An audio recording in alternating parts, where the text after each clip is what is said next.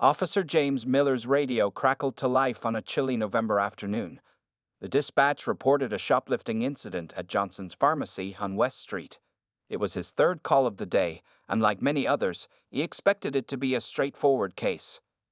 The 38-year-old police officer had been serving the Detroit Police Department for 12 years. His dark blue uniform was always crisp and neat, and the badge he wore with pride had seen countless similar situations. As he pulled his patrol car into the pharmacy's parking lot, the evening sun cast long shadows across the worn asphalt. Inside the brightly lit store, a teenage girl sat on a plastic chair near the manager's office, her shoulders hunched and her head bowed low. The store's security guard, a middle-aged man named Trevor, stood nearby with his arms crossed. The girl couldn't have been more than 15, wearing a faded purple hoodie and worn-out sneakers. She was caught trying to leave through the side entrance, Trevor explained, pointing to a small pile of items on the counter. One of our cashiers spotted her stuffing things into her backpack. Officer Miller nodded, taking out his notepad. The fluorescent lights hummed overhead as he observed the girl. Something about her demeanor was different from the usual shoplifters he encountered. There were no signs of defiance, no angry outbursts, just quiet tears that she wiped away with her sleeve. "What's your name?" he asked, keeping his voice gentle but professional. "Tamara Williams," she whispered, her voice barely audible over the store's background music. The store manager, Mrs. Chen, approached with security footage pulled up on her tablet. "Here's the video evidence, officer." She spent about 20 minutes in the baby care aisle before attempting to leave. Officer Miller watched the footage, noting how the girl's hands trembled as she picked up items, how she kept looking around nervously. This wasn't the behavior of someone who regularly stole. Her movements were hesitant, almost desperate. "Tamara, I need to document what you were attempting to take," he said, moving toward the counter. His eyes scanned the items. Children's fever medicine, baby formula, and 2 packs of diapers. The total value was just under $60, but something about this combination of items made him pause. The standard procedure would be to call her parents, file a report, and potentially process her arrest depending on the store's wishes. But 12 years on the force had taught Officer Miller that sometimes procedure needed to make room for humanity. "Do you have any identification with you?" he asked, pulling out his report form. Tamara reached into her pocket with shaking hands and produced a student ID from Lincoln High School. The photograph showed a smiling girl with neat braids and bright eyes, a stark contrast to the troubled young person sitting before him. As Officer Miller began filling out his report, he noticed something else. The girl's hoodie had small stains that looked like baby formula, and there were dark circles under her eyes that spoke of sleepless nights. His instincts, honed by years of experience, told him there was more to this story.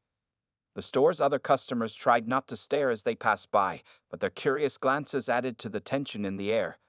A young mother pushing a cart full of groceries hurried past, pulling her own child closer as if shoplifting was contagious. "Mrs. Chen, would it be possible to discuss this situation in your office?" Officer Miller asked, gesturing toward the small room behind the counter. The manager nodded, leading the way. Before following her, Officer Miller turned to Tamara. "Wait here, please. We're not finished yet." Inside the office, the harsh fluorescent lighting cast unflattering shadows on the gray walls. A desk fan hummed quietly, pushing around papers filled with inventory lists and daily reports. Officer Miller closed the door, knowing that his next decision would significantly impact this young girl's life. He had seen too many cases where a single mistake led to a downward spiral, especially for young people of color. The system wasn't always forgiving, and sometimes what looked like a crime on the surface was actually a cry for help. Looking through the office window at Tamara, who sat motionless on her chair, Officer Miller knew this was one of those moments where his badge carried the weight of not just law enforcement, but also human understanding. The real question wasn't what she had done, but why she had done it. Mrs. Chen sat behind her desk, her reading glasses perched on the bridge of her nose as she reviewed the security footage again. Officer Miller stood nearby, his attention divided between the store manager and Tamara, who remained visible through the office window. "This is the third shoplifting incident this month," Mrs. Chen sighed, switching off her tablet. "Usually, I press charges, but," she paused, glancing at the teenage girl. "Something feels different about this one." Officer Miller nodded in agreement. He pulled up a chair and sat down, his notepad open on his knee. "I'd like to speak with her alone, if you don't mind. There might be circumstances we need to understand." When he returned to where Tamara sat, he noticed her hands were clasped tightly in her lap, knuckles white with tension. The evening crowd had thinned out, leaving the store quieter than before. Only the soft beeping of checkout scanners and distant shelf stocking sounds filled the air. "Tamara," he began, pulling another chair closer, but leaving enough space to not appear intimidating. "I need you to help me understand what's going on. These items you tried to take, they're all for a baby." She lifted her head slightly, and for the first time, Officer Miller saw her face clearly. Tear tracks had left visible lines on her cheeks, and her eyes held a weariness that seemed far too old for someone her age. "Is there a baby at home?" he asked gently. Tamara's lower lip trembled. She nodded slowly, then spoke in a voice barely above a whisper. "My brother, Marcus. He's 6 months old." "And your parents?" The question seemed to break something inside her. Fresh tears welled up in her eyes, but she fought to maintain composure. "It's just Mom and us. She had surgery last week. Emergency appendectomy. She can't work right now." Officer Miller leaned forward slightly. "Where is she now?" "Home, in bed. She's supposed to rest for 2 weeks, but we ran out of formula, and Marcus has a fever." Tamara's words came faster now, tumbling out like water through a broken dam. "I tried to get help from our neighbors, but everyone's struggling. The community center's baby supplies program only opens next week, and Marcus was crying so much." The officer noticed her backpack on the floor, a worn-out thing with fraying straps and a broken zipper. A textbook peeked out from the top, along with what looked like homework assignments. "Do you go to school?" he asked, though he already knew the answer from her student ID. "I try to, but since Mom's surgery, it's hard. Marcus needs someone to watch him, and we can't afford daycare." She wiped her eyes with her sleeve. "I've been doing my schoolwork during his naps, but he's sick now, and he barely sleeps." Outside the store windows, darkness had settled over the city. The pharmacy's fluorescent lights seemed harsh against the evening shadows, highlighting the exhaustion on Tamara's face. "Have you eaten today?" Officer Miller asked, noticing how thin she looked in her oversized hoodie. Tamara shook her head. "We have some rice at home. I'm saving the last can of formula for Marcus." The officer sat back in his chair, his mind working through various possibilities. In his pocket, his phone contained numbers for several social services and community organizations. But bureaucracy took time, and it was clear this family needed immediate help. He thought about his own daughter, safe at home with his wife, probably getting ready for dinner. The contrast between their situations made his chest tighten. "Your mother's name?" he asked, returning to his notepad. "Sarah Williams," Tamara replied. "We live in the apartment complex on Sater Street." Officer Miller wrote down the information, his pen moving across the paper with purpose. Years of experience had taught him that sometimes the right course of action wasn't always the most obvious one. "Stay here for a few more minutes," he said, standing up. "I need to make a phone call." As he walked back toward Mrs. Chen's office, he could feel Tamara's eyes following him. The weight of her gaze, filled with fear and uncertainty about her fate, made each step heavier than the last. But for the first time since arriving at the scene, Officer Miller knew exactly what he needed to do. Inside Mrs. Chen's office, Officer Miller closed the door and took a deep breath. The small room felt even smaller as he considered his next steps. He had made similar decisions before, but each case was unique, each story different. "Mrs. Chen," he began, addressing the store manager who was still at her desk. "I'd like to propose something." He explained Tamara's situation briefly, watching as the manager's expression shifted from stern to concerned. "The total value of the items is $57.89, Mrs. Chen said, looking at her computer screen. "But you're right, officer. This isn't our usual case." Outside the office, Tamara remained seated, her hands still clasped tightly in her lap. Through the window, she looked even younger than before, a child forced to carry adult responsibilities. The evening lights cast long shadows across her face, highlighting the worry lines that shouldn't be there at her age. Officer Miller pulled out his wallet. "I'd like to pay for the items she tried to take," he said, placing his credit card on Mrs. Chen's desk, "and maybe add some additional supplies." Mrs. Chen stared at the card for a moment, then nodded slowly. "I'll give the employee discount," she said, her voice softer than before. "And I'll add some meal replacement shakes. The girl looks like she hasn't eaten properly in days." While Mrs. Chen processed the payment, Officer Miller made a quick call to the precinct. He knew several community organizations that could help, but bureaucratic processes took time. This family needed immediate assistance. "Sergeant Thompson, Miller here. Remember that community fund we set up last Christmas? I need to activate some of it." He explained the situation briefly, keeping his voice low. After ending the call, he returned to Tamara, who looked up with red-rimmed eyes. The fear in her expression was still there, but now mixed with confusion as she watched Mrs. Chen gather additional items behind the counter. "Tamara," Officer Miller said, sitting down again, "I need you to understand something. What you did today was wrong. Stealing is never the answer, no matter how desperate the situation." She nodded, fresh tears threatening to fall. "However," he continued, "I also understand why you did it. Sometimes life puts us in impossible situations, but there are people and organizations that can help." He pulled out a business card and wrote several phone numbers on the back. "These are resources you can contact: food banks, medical assistance programs, community support groups. They're all here to help families like yours." Mrs. Chen approached with 2 large bags full of supplies. Besides the original items Tamara had tried to take, there were additional necessities: more formula, baby food, some basic groceries, and those meal replacement shakes she had mentioned. "Everything's been paid for," Officer Miller explained, watching Tamara's eyes widen in disbelief. "But this is a one-time thing. Next time you're in trouble, you call one of these numbers." He handed her the card with the resources. Tamara's hands trembled as she reached for the bags. I don't understand," she stammered. "Aren't you going to arrest me?" Officer Miller shook his head. "Not today. Mrs. Chen has agreed not to press charges, but she and I both need your word that this won't happen again. There are always better options than stealing, Tamara. Always." The teenager nodded vigorously, tears now flowing freely down her cheeks. "I promise. I swear I'll never do it again."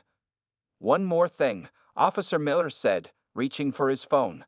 "I'm going to drive you home. I need to check on your mother and brother, and there's someone from social services who will meet us there. They can help set up proper support for your family." As they walked toward the exit, Mrs. Chen called out softly, "Take care, young lady, and next time you need help, just ask." Outside, the night air was cool and crisp. Officer Miller loaded the bags into his patrol car while Tamara sat in the back seat, still looking somewhat stunned by the turn of events. As he started the engine, he glanced at her in the rearview mirror. The street lights illuminated her face, and for the first time that evening, he saw something besides fear and desperation in her expression. It was small, barely noticeable, but it was there, a glimmer of hope. The patrol car moved slowly through the darkening streets of Detroit, its headlights cutting through the evening shadows. Officer Miller kept glancing in his rearview mirror at Tamara, who sat quietly in the back seat, her hands resting protectively on the bags of supplies. "Turn left here," she directed softly as they approached Cedar Street. The apartment complex she called home was a worn-down building with peeling paint and a broken security gate. Several windows were dark, while others flickered with the blue light of television screens. Officer Miller parked in front of the building, noting the cracked concrete steps and overflowing garbage bins. "Which floor?" he asked, gathering the bags from the back seat. "Third floor, apartment 3C, Tamara replied, leading the way. The elevator was out of order. Had been for months, she explained, so they took the stairs. The stairwell smelled of dampness and old cigarette smoke, and their footsteps echoed against the concrete walls. When they reached the 3rd floor, crying could be heard from behind one of the doors. Tamara's pace quickened. "That's Marcus," she said, fumbling with her keys. The apartment was small but clean, despite its obvious state of disrepair. A worn couch sat against one wall, covered with a faded blanket. Schoolbooks and baby supplies were scattered across a coffee table, and a small fan hummed in the corner, trying to circulate the stuffy air. "Mom," Tamara called out. "Mom, I'm home, and someone's here to help." A weak voice responded from one of the bedrooms. "Tamara?" Is Marcus still crying? I tried to get up, but the pain. Officer Miller followed Tamara into a tiny bedroom where Sarah Williams lay in bed, her face pale and drawn with pain. A baby crib stood nearby, where little Marcus was wailing, his face red with fever and distress. Sarah struggled to sit up when she saw the police officer, fear flashing across her face. What's happening? Tamara, what's wrong? Ma'am, please stay still, Officer Miller said gently. I'm Officer James Miller. Your daughter and I had an interaction today that led me here. But first, let's take care of that baby. Tamara was already preparing a bottle with the new formula. Her hands moved with practiced efficiency despite their slight trembling. Officer Miller watched as she tested the temperature on her wrist, then lifted Marcus from his crib. The baby's cries began to subside as soon as he started feeding. Tamara sat in a rickety chair near her mother's bed, relief evident on her face as she watched her brother drink hungrily. Mrs. Williams, Officer Miller began, pulling out his notepad. I understand you recently had surgery. Sarah nodded weakly. Appendicitis. They said I can't work for at least 2 weeks. I tried to apply for emergency assistance, but the paperwork, and then Marcus got sick. I've contacted social services, Officer Miller explained. Someone will be here shortly to help set up proper support. Medical assistance, food stamps, childcare, there are programs available. He watched as understanding dawned on Sarah's face, followed by tears. Tamara, what did you do? Before Tamara could answer, Officer Miller stepped in. Your daughter was trying to help her family the only way she thought she could. While her methods weren't right, her heart was in the right place. We've addressed that situation, and now it's time to focus on getting your family the help you need. A knock at the door announced the arrival of Maria Santos, the social worker Officer Miller had contacted. She entered the apartment carrying a laptop and several folders, her experienced eyes taking in the situation quickly. As Maria began discussing immediate assistance options with Sarah, Officer Miller turned to Tamara, who was still feeding Marcus. The baby's fever-flushed face had calmed, his tiny hands curled around the bottle. You're a good sister, Tamara, he said quietly. But from now on, let's make sure you can be a good student too. Your mother and brother need you, but they need you to succeed, not to sacrifice your future. Tamara nodded, her eyes fixed on Marcus. The baby had finished his bottle and was drifting off to sleep, his previous distress forgotten. In the soft light of the bedroom lamp, Officer Miller could see tears sliding down Tamara's cheeks again, but this time they seemed different. Tears of relief, of hope, of a burden starting to lift. Over the next hour, Maria Santos worked efficiently to begin transforming the Williams family's situation. She sat at their small kitchen table, her laptop open as she filled out emergency assistance forms and made phone calls. Officer Miller remained present, standing near the window and observing the scene with quiet attention. Mrs. Williams, Maria had explained, her fingers moving swiftly across the keyboard. You qualify for emergency medical assistance that will cover your surgery costs and follow-up care. We can also backdate this to when you first went to the hospital. Sarah sat propped up with pillows on a kitchen chair, her face showing both exhaustion and relief. I didn't even know these programs existed, she admitted softly. When I lost my job at the factory because of the surgery, I didn't know what to do. Tamara sat nearby, still holding Marcus, who had fallen into a peaceful sleep after taking the fever medicine Officer Miller had brought. The baby's breathing had evened out, his small chest rising and falling steadily against his sister's shoulder. We're also enrolling you in the Emergency Food Assistance Program, Maria continued. You'll receive a card tomorrow that you can use for groceries. And there's a local daycare center that partners with our agency. They have a subsidized spot available for Marcus starting next week. Officer Miller watched as Tamara's shoulders relaxed slightly at this news. The teenager had been carrying so much responsibility that the mere mention of daycare seemed to lift a visible weight from her. What about school? Sarah asked, looking worriedly at her daughter. Tamara's missed so many days. I've already contacted Lincoln High School, Maria had assured them. Given the circumstances, they're willing to work with Tamara to make up the missed assignments. They have a good support system for students in crisis situations. As they talked, a small miracle seemed to be unfolding in the tiny apartment. What had started as a potential arrest was transforming into a rescue operation, pulling a struggling family back from the edge of disaster. Officer Miller finally spoke up. "There's one more thing," he said, reaching into his pocket. He pulled out a business card with a different name on it. "My wife runs a weekend tutoring program at the community center. Tamara, if you're interested, she can help you catch up on your schoolwork." Tamara looked up from Marcus, her eyes wide with surprise. "Really? But wouldn't that cost money?" "It's a free program," Officer Miller explained. "We started it last year for students who need extra support. You'd be helping us by joining. We need success stories." A small smile appeared on Tamara's face, the first real smile since the incident at the pharmacy. It transformed her entire appearance, reminding everyone in the room that beneath the worry and responsibility, she was still just a 15-year-old girl. Maria closed her laptop. "I'll be back tomorrow with more paperwork and your benefit cards. For now, is there anything else you need immediately?" Sarah shook her head, tears glistening in her eyes. "You've all done so much already. I don't know how to thank you." "There is one way," Officer Miller said, his voice firm but kind. "Focus on getting better. Let Tamara be a student again. Use the resources we're connecting you with. That's how you thank us." As if on cue, Marcus stirred in Tamara's arms, making small cooing sounds in his sleep. The fever medicine had done its job, and his forehead felt cooler to Tamara's touch. "I should get going," Officer Miller said, checking his watch. "But remember, Tamara, you have my card. If you need anything, call the numbers I wrote down. Promise?" "I promise," she replied, and this time, her voice was stronger, more confident. As Officer Miller prepared to leave, he took one last look at the family. Sarah was already looking better, the worry lines on her face less pronounced. Tamara sat straighter in her chair, as if the proper support had given her back her youth. And little Marcus slept peacefully, unaware that his sister's desperate attempt to help him had set in motion a chain of events that would change their lives. Walking back to his patrol car, Officer Miller smiled to himself. Sometimes, the best police work happened when no arrests were made at all. 2 weeks passed quickly.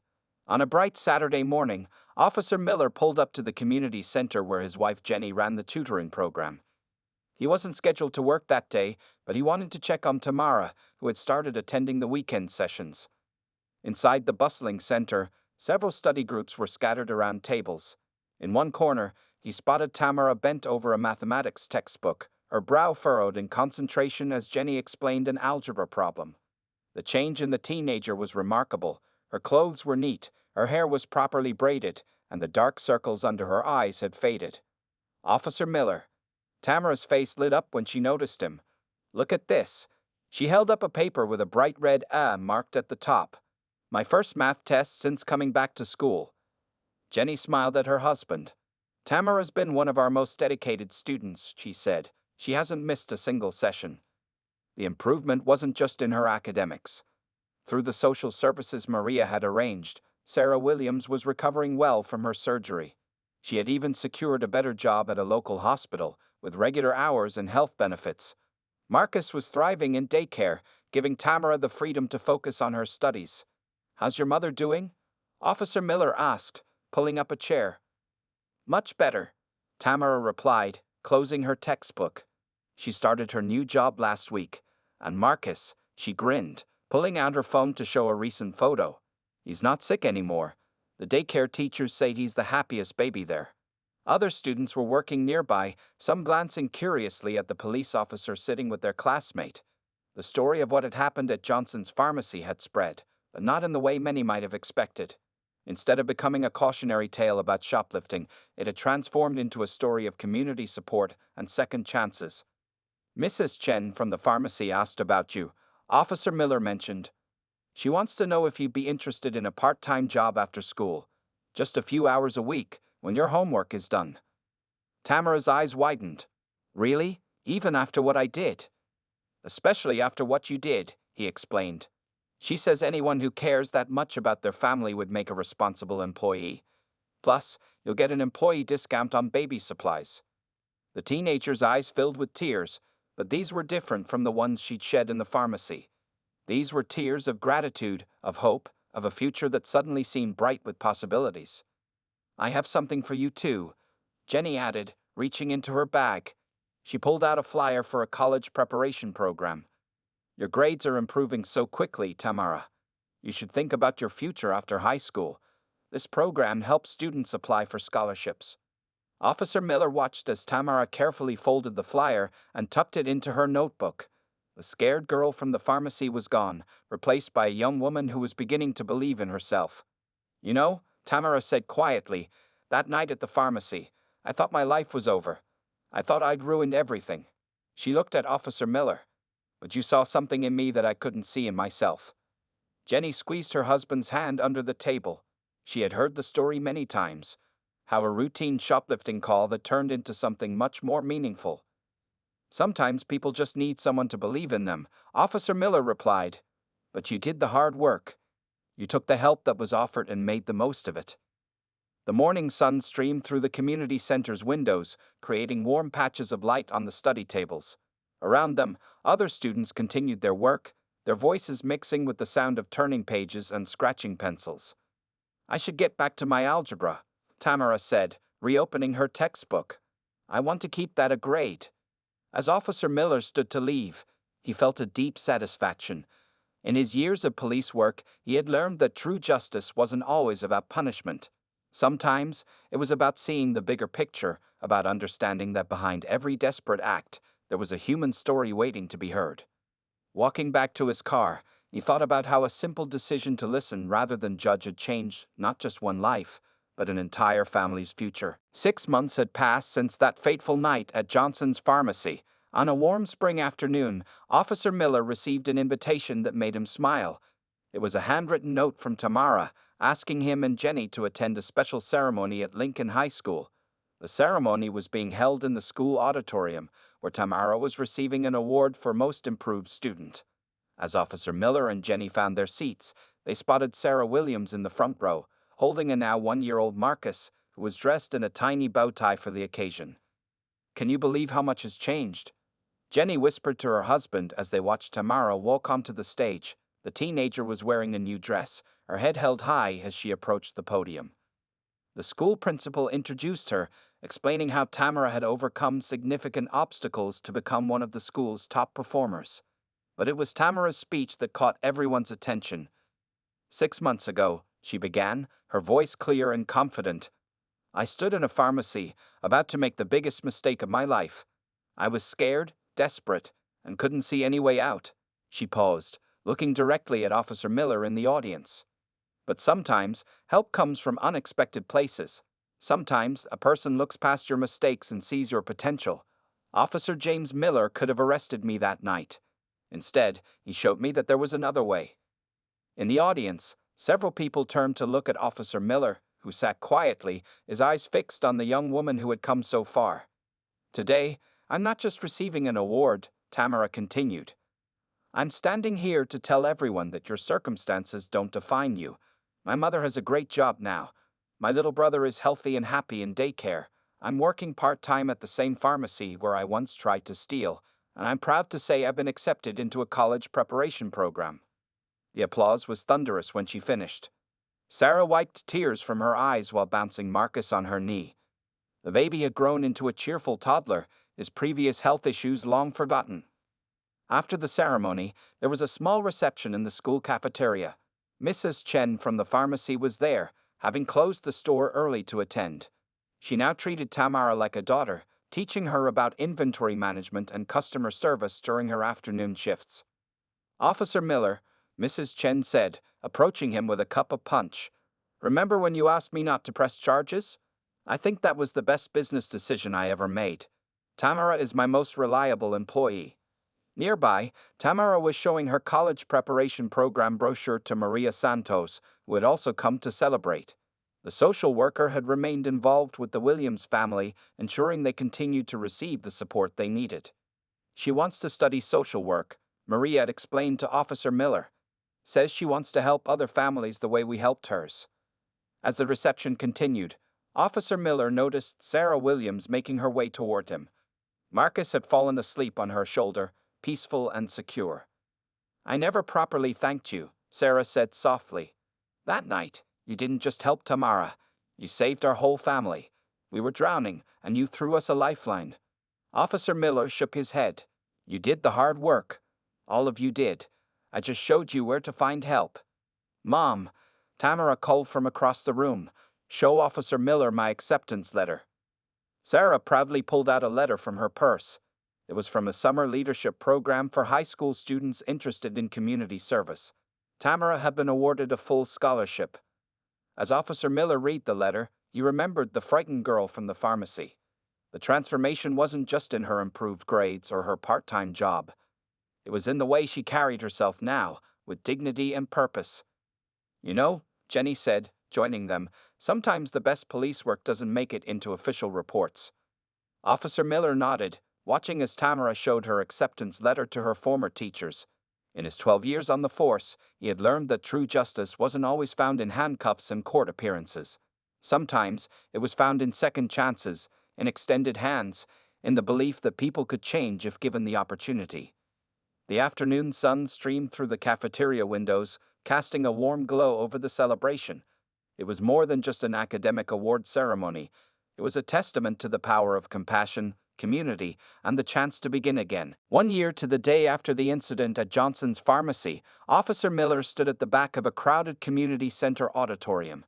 The occasion was special. Tamara had organized a new program called Bridge the Gap, designed to connect struggling families with local resources and support services. The room was filled with families, social workers, police officers, and community leaders. On stage, Tamara stood confidently at the podium, her achievements of the past year evident in her poised demeanor. She was now a senior in high school, ranked among the top students in her class. "A year ago," she began, her voice steady and clear, "I thought stealing was my only option. I was wrong. Today, we're here to make sure no other family feels that desperate." She gestured to the resource tables lining the walls, where various organizations had set up information booths. In the front row, Sarah Williams sat proudly, watching her daughter speak. Next to her, little Marcus, now almost 2 years old, played quietly with his toys. Sarah had recently been promoted to supervisor at the hospital, and their lives had stabilized in ways they hadn't thought possible a year ago. Mrs. Chen from the pharmacy had donated supplies for the event. She stood near her booth, arranging baby care packages while chatting with potential clients. The pharmacy had become a community hub under her leadership, with a new program offering emergency assistance to families in crisis. "Officer Miller showed me that one person can change a life," Tamara continued. "But it takes a community to sustain that change. Today, we're building bridges between those who need help and those who can provide it." The program she had designed was impressive. It included mentorship opportunities, job training programs, childcare assistance, and educational support. Several of Tamara's teachers had volunteered their time to help with tutoring, inspired by her transformation. Jenny Miller, who had helped Tamara develop the program, wiped tears from her eyes as she watched from the sidelines. The weekend tutoring program at the community center had doubled in size, partly due to Tamara's influence and success story. "And now," Tamara announced, "I'd like to share some news. Thanks to the scholarship program and my improved grades, I've been accepted to the State University's School of Social Work for next fall." The applause was deafening. Officer Miller felt his own eyes growing moist as he watched the young woman who had come so far. She had not only turned her life around but was now reaching back to help others do the same. After the speeches during the reception, families moved from table to table, collecting information and signing up for various programs. Officer Miller observed how Tamara moved through the crowd, connecting people with the resources they needed, just as others had done for her family. "Officer Miller," she said, approaching him with a smile, "I have something for you." She handed him an envelope. Inside was a photograph of her family, Sarah, Marcus, and Tamara, taken at the hospital's Employee Appreciation Day. On the back, she had written, "Thank you for seeing the good in me when I couldn't see it myself." "You know," he said, carefully tucking the photo into his uniform pocket, "that night at the pharmacy, I made a choice to look beyond the surface. But you made the choice to change your life. That was all you." Tamara shook her head. "It was all of us. You, Mrs. Chen, Maria, your wife, my mom, even little Marcus. We're all part of this story." As the event wound down, Officer Miller watched Tamara help her mother pack up Marcus's toys. The scared teenager from a year ago had grown into a confident young woman with a bright future and a mission to help others. Outside, the setting sun painted the sky in shades of orange and pink. Families left the community center carrying bags of supplies, information packets, and most importantly, hope. What had started as a potential tragedy had transformed into a story of redemption, community, and the power of second chances. Officer Miller thought about all the times he had to make split-second decisions in his career. But it was the decision to show compassion that night at the pharmacy, the choice to look deeper and see the person behind the action, that had created the most lasting impact. As he walked to his patrol car, he could hear Tamara's voice behind him, still helping one last family find the resources they needed. Her words from the ceremony echoed in his mind. One person can change a life, but it takes a community to sustain that change.